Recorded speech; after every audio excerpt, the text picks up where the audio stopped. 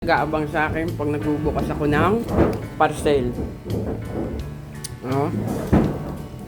Mga inaabangan nila, baka meron sila. Tsokolito. Di ba? Out! Mahilig sa mani.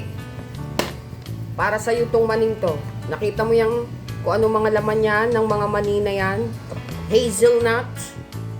Hindi pala hazelnut mga bebs, walnut pala, wala palang hazelnut. In my dreams.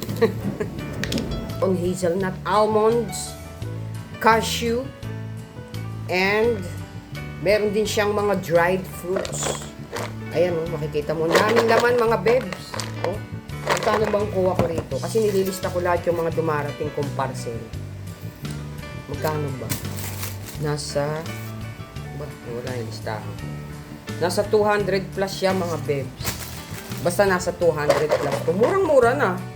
Ganito kalaki oh. Parang nasa 400 grams. Oh, 400 grams. Ayan na nga nakasulat.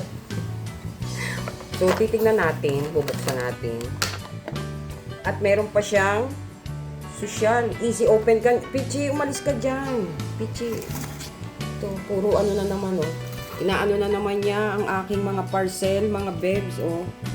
Oh, siya na naman ang nangunguna sa aking parcel.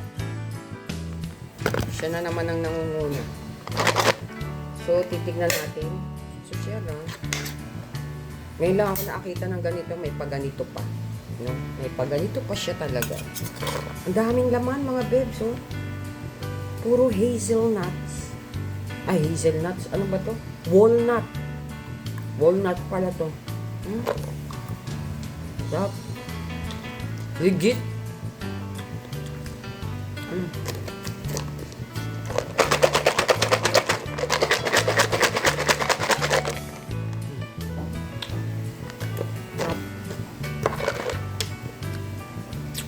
Sarap nito habang nanonood ka ng movie.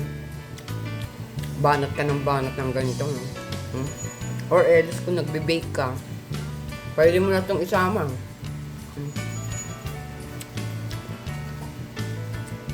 Nabili ko sa online. Sarap.